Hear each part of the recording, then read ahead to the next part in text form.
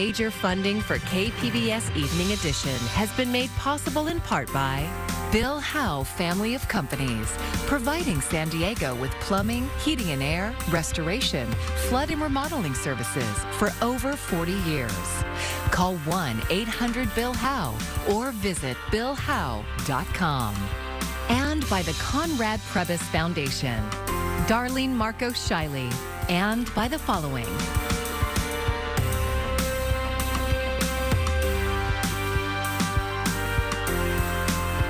And by viewers like you. Thank you. Good evening. It's Monday, May 16th. Thank you for joining us. I'm Maya Trabulsi. A number of San Diegans are coming together tonight to voice both sadness and outrage over several new mass shootings. They're holding a rally at Balboa Park. A live report on that in just a moment. But first, reporter Mike Valerio with new developments on the murderous rampage in New York and the alleged shooter's racist manifesto. The suspected gunman from Saturday's mass shooting in Buffalo, New York, apparently had his sights set on taking even more lives than he did that afternoon, authorities say. There was evidence that was uncovered that he had plans, had he gotten out of here, to continue his rampage and continue shooting people. He'd even spoken about possibly going to another store. The 18-year-old suspect shot 13 people, killing 10 of them at the Tops Friendly Market store before surrendering to police. But had he not turned himself in, if he got out of here, he was going to get in his car and continue to drive down Jefferson Avenue and continue doing the same thing. And the Erie County District Attorney laying out just how large the scope of evidence is. He lived with his parents, so looking at the car, there was evidence left at the crime scene in the manifesto. Everything he's done on social media, we're drilling down on that. Authorities say the suspect traveled hours to target this predominantly black community, and the FBI is investigating the shooting as both a hate crime and a case of racially motivated violent extremism. These motives of this individual were based on hate, based on a hatred of many types of people. It is believed that he had a hatred for black people, Jewish people, people of color. In Buffalo, Mike Valerio, KPBS News. And as we mentioned, these racially motivated murders are spurring protests, including here in San Diego, where a local violence prevention group is gathering tonight at Balboa Park. And that is where we find KPBS reporter Kitty Alvarado with more on the message that they have, especially for lawmakers. Kitty. That's right, Maya. People are sad and also afraid because this mass shooting comes just on the heels of another incident here in Lakeside where a young black teenage girl was stabbed. The suspect, police say, is a 16-year-old white boy.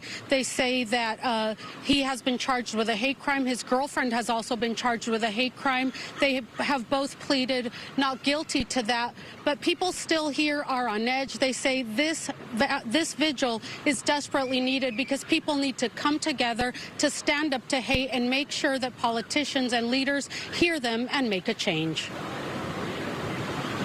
In Buffalo, New York, where police say a white supremacist murdered 10 people and injured 3 others, has the black community across the country on edge. A majority of the victims are black, and police say the gunman set out to kill black people.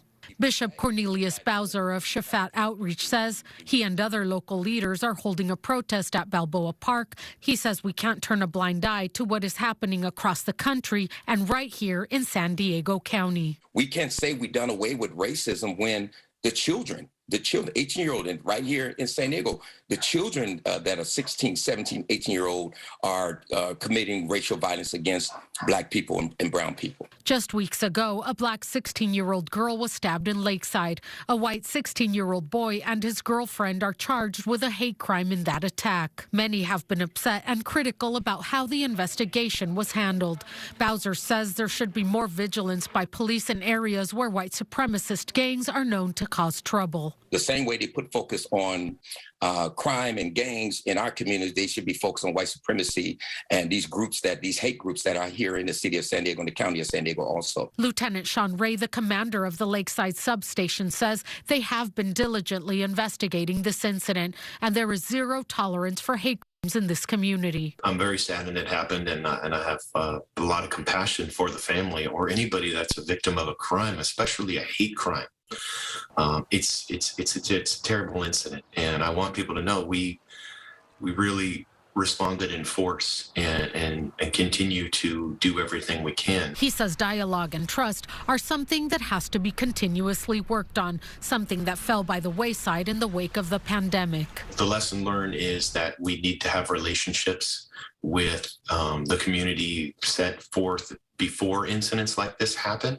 I hate to blame the pandemic, but a lot of the in-person meetings and getting out there in the community, really connecting with all community members, from our business owners to our residents to neighborhood watch meetings, they really either stopped happening or happened virtually. And now that we're back, yes, that's one of my main focuses. And these relationships matter because many hate crimes go unreported. Then a lot of times folks don't want to talk to the police because of a lack of trust. And so we have to build that trust within law enforcement. Will be stepped up police presence here. This vigil will start at 6 p.m. here at Balboa Park in front of the Reuben Fleet Science Center at the fountain. And the bishop told me that people in this community, they're just traumatized and also tired and really need to come together to show their support and stand up to hate. He also again said that it is really important for people to report hate crimes, not to let any incident pass, because that way police can keep their eye on and know how many incidents are exactly happening in their community and step up police presence. Reporting live in Balboa Park, Kitty Alvarado, KPBS News. An act of bravery and heroism just north of us in Laguna Woods, as a group of church parishioners stopped a gunman after he opened fire in a church. One person was killed and 5 others were injured in the attack that happened at Geneva Presbyterian Church on Sunday afternoon during a lunch service. David Chow, a 68-year-old man from Las Vegas, was arrested. And investigators say the suspect had no connection to the Taiwanese congregation, but they believe he was motivated by political tensions between China and Taiwan. We believe a group of churchgoers detained him and hogtied his legs with an extension cord and confiscated at least 2 weapons from him. He was detained when the deputies arrived. That group of churchgoers displayed what we believe is exceptional heroism and bravery in intervening to stop the suspect. They undoubtedly prevented additional injuries and fatalities. John Chang, a 52-year-old physician, was killed when he charged the gunman and attempted to disarm him. Deputies say his actions bought time for other parishioners to subdue the suspect and saved lives. Federal officials today announced the discovery of a sophisticated cross-border tunnel near the Otay Mesa port of entry. Officials say the tunnel has reinforced walls. It has a rail system, electricity, and ventilation. It's nearly 1,800 feet long, 61 feet deep, and about 4 feet wide. The tunnel was found in a warehouse on Friday morning after Homeland Security officials staked out a stash house in National City. There is no light at the end of this narco tunnel. We and our agency partners will continue to work zealously to take down every subterranean smuggling route and other means that drug traffickers use to bring illicit drugs into our community. 6 people were arraigned this afternoon in federal court downtown with drug trafficking and intent to distribute more than 1,700 pounds of cocaine. Another rally brought thousands of pro-choice advocates to the streets of San Diego. KPBS reporter Matt Hoffman looks at what impact these demonstrations could have at the ballot box. Thousands poured into downtown protesting the Supreme Court's leaked draft decision that would overturn Roe v. Wade. If that happened, the constitutional right to an abortion would be taken away. It's disgusting and disgraceful and shameful that we even have to do this for a woman's right to choose. I think it's my body. It's up to me what I do with it. And I think that if we go back into the dark ages, it's just going to be a terrible thing. People say there has to be more done to protect a woman's right to choose. There's got to be much more than just holding signs. I mean, you have to vote. You have to get educated. Among those in the crowd was local physician Mariana Salerno. She worries about those who already struggle with access. That's going to be who's going to be most affected, right? Lower income, black, brown, Latino. That's who's going to be affected because, as she mentioned, the people that have money can go and travel for their abortion. If Roe is overturned, more than 24 states are poised to ban abortions or severely restrict them. Abortions would still be legal in California. But we can't really be complacent with that because that could change at some point. Advocates are now turning their attention to the ballot box. The real goal is to, elect more pro-abortion and pro-sexual and reproductive health legislators. I don't care what you say, you can take my rights away. During Saturday's rally, there were some pro-life demonstrators. The two sides had some tense exchanges, but advocates say they won't be silenced. We're not going to shut up till we get our way. The Bands Off Our Bodies rally was organized by local Planned Parenthood officials. Matt Hoffman, KPBS News. The San Diego City Council is beginning to look toward the future when we could move from a pandemic to an endemic, but that might be not for a while. We just got the latest numbers from the county. You can see cases spiked on May 12th with 1,295 positive tests reported. Dr. Christian Ramers, one of the council's top COVID advisors, spoke at today's COVID response committee meeting. He said yearly boosters tailored to specific variants could be in our future, similar to what we do for the flu every year. But first, he says we need to get cases under control. The numbers are really not moving in the right direction, and you cannot call something endemic when it keeps swinging up and down like this and having between 500 and 1,000 new cases per day. The U.S. is seeing a wave of new cases, but experts are split on whether we'll see a summer surge. Mandy Gaither has the latest. In all U.S. states, new COVID-19 cases are now trending up. And as the weather gets warmer, the question remains, will we see a surge? I'm worried about the summer and the summer surge that could start within the next 3 to 4 weeks across the South. But a former FDA commissioner and current Pfizer board member isn't convinced a surge is right around the corner. I do believe that cases will continue to come down. Wastewater data collected by cities does show overall cases coming down, and that we shouldn't have a big wave of infection this summer. Dr. Scott Gottlieb says the Omicron offshoot does pose a potential risk for a fall surge. It's going to be important to learn whether or not the newly formulated vaccines that are now in development will cover this B2 variant well. The latest CDC data shows about 66% of the U.S. is fully vaccinated with at least their initial series of shots. About 31% have gotten a booster. Booster uptake is highest in the Northeast, but lowest in the South, where less than a quarter of the population has received a booster dose. We've got to make sure that we don't make a decision, which would be a wrong decision, that we're completely finished with COVID-19. We are not. For Health Minute, I'm Mandy Gaither. And you can now order more free at-home COVID-19 tests. The program allows 3 orders of at-home test kits. That's 16 tests total per residential address. Just go online to covid.gov to get yours today. Groceries are getting more expensive and breakfast staples are getting hit especially hard. Food prices shot up nearly 9.5% last month compared to April 2021. And that's the biggest annual hike in 41 years, according to the Bureau of Labor Statistics. Eggs are over 22% more expensive, due in large part to a shortage caused by an infectious avian flu. Margarine, milk, bacon, and coffee also saw price increases. U.S. farmers are under increasing pressure from the rising prices. Gabe Cohen reports on the crushing impact of inflation on them. It's going to be tough. Just 6 weeks from winter wheat harvest, Brian Brooks is staring down 4,000 acres of barren Colorado farmland, dried out by a brutal drought that could drive food prices even higher.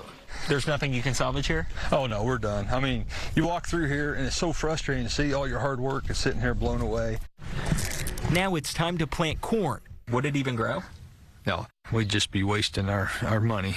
A severe drought from Kansas to California has put 71 million crop acres at risk, 22% of the nation's crops. Farms are rationing water, some destroying crops that they know won't survive. In the Midwest, it's the opposite. Farms are soaked, and planting is weeks behind. It's just one more strain on farmers, with costs skyrocketing for labor, fuel, seed, and fertilizer. We're planting less to try to survive to live another year. Mark Arnish, like many, is switching crops and planting half as many acres. Consumers, without a question, are going to feel the pinch at the grocery store. U.S. food prices keep climbing, up 9.4% from a year ago, and expected to rise at least 5 to 6% this year. The war in Ukraine is adding to it, sending global prices sky high and creating a hunger crisis, with Ukraine and Russia's grain industries largely cut off. We're reducing the red tape.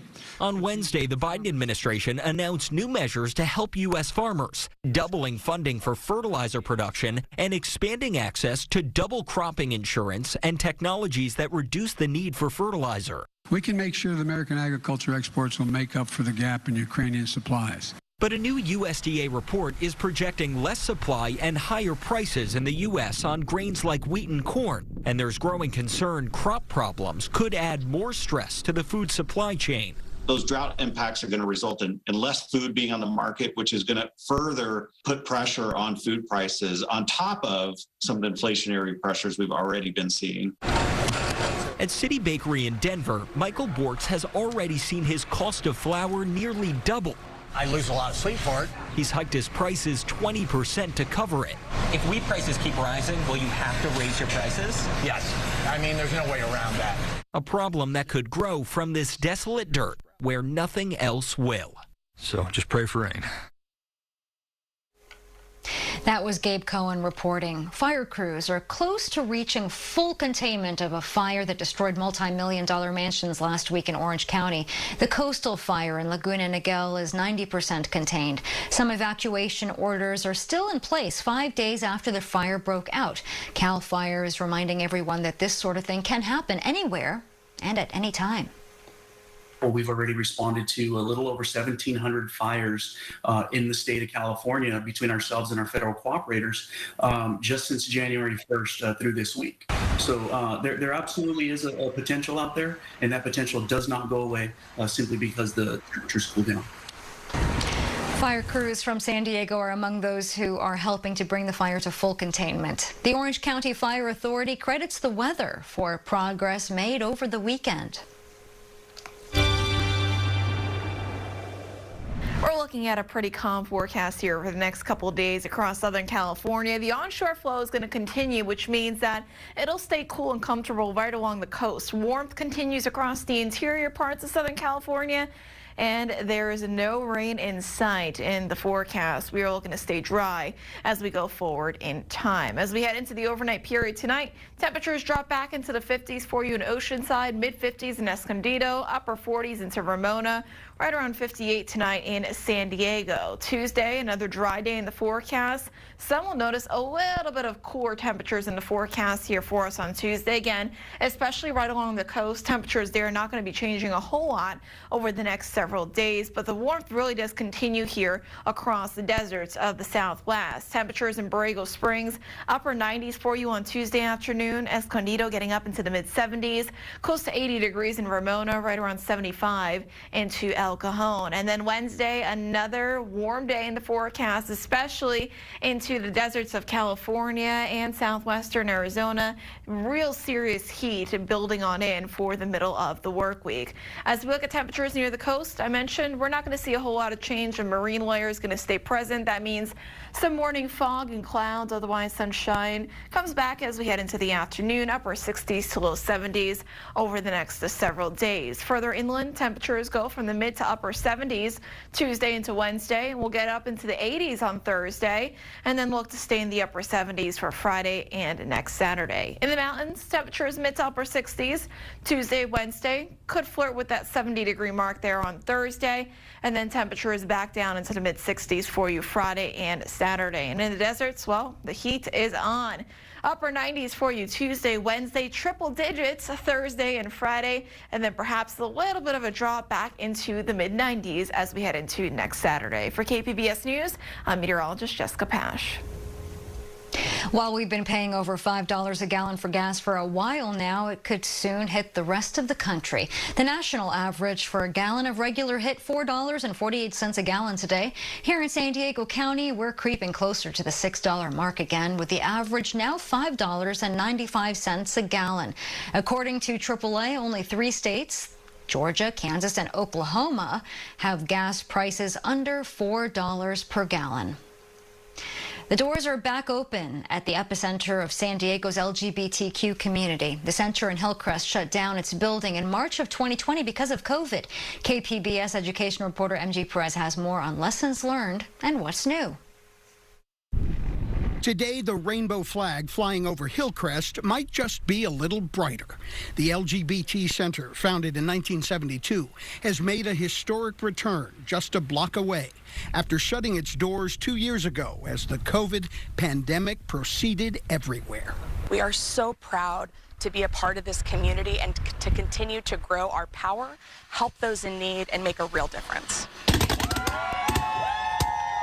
Saturday, the center held its official Welcome Back rally, with hundreds of people showing up to walk through the front doors again and see thousands of dollars in renovations and improvements, like a modern lobby and much more community meeting space. The walls now feature original artwork by gay, transgender, and non-binary creatives. But at the heart of this center are the resources to support marginalized people, including immigrants and those living with HIV/AIDS. There has always been a belief here that knowledge is power.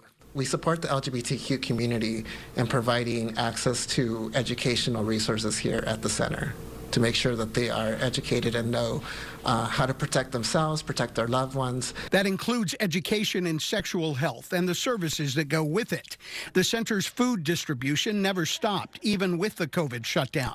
In fact, it went from serving 600 people a month in 2020 to more than 2,000 even now. The next phase of reopening happens June 1st. That's when most services will return to in-person, but by appointment only. There has also been an increase in the people power running the center. There is now a staff of 100, up from 70 pre-COVID, and they are still hiring.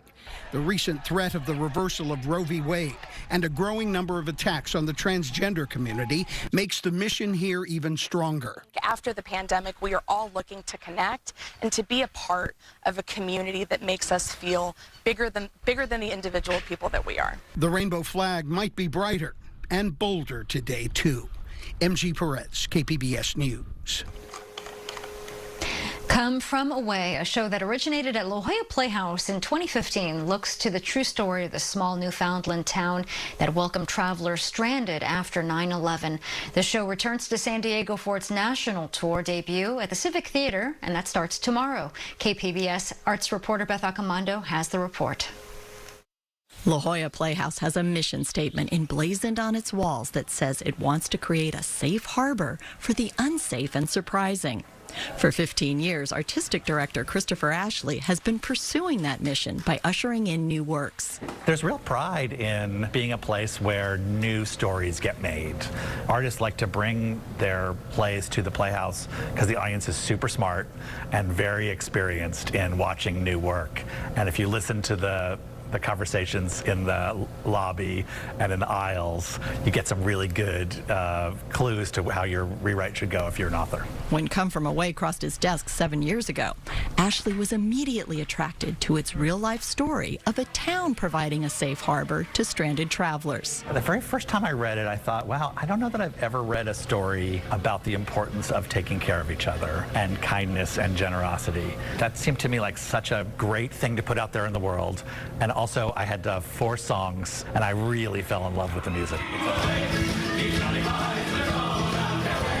It's like the kind of music you'd hear in a bar band in Newfoundland, very Celtically influenced, very rock-driven. So I fell in love with the music, and I fell in love with the why tell this story.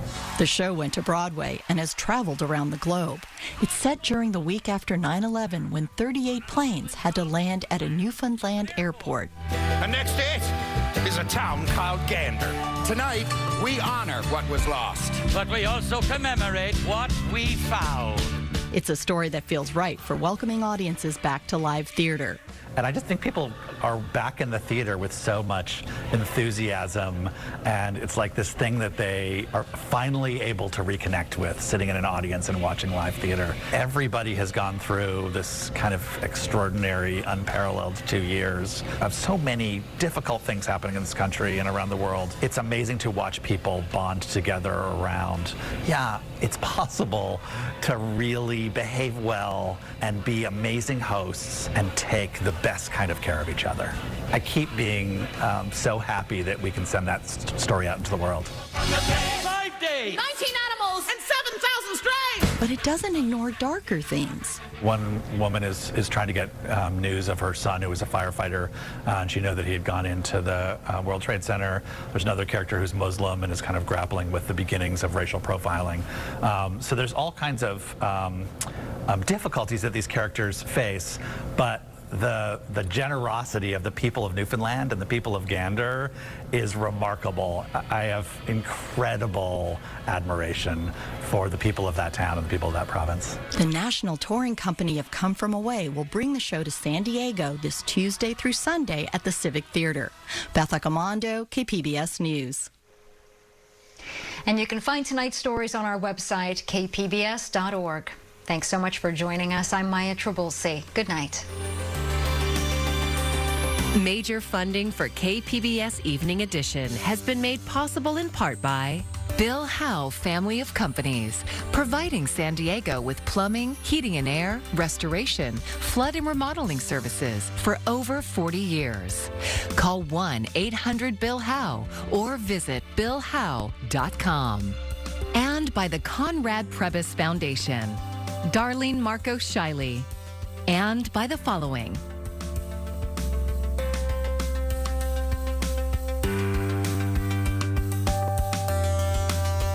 and by viewers like you.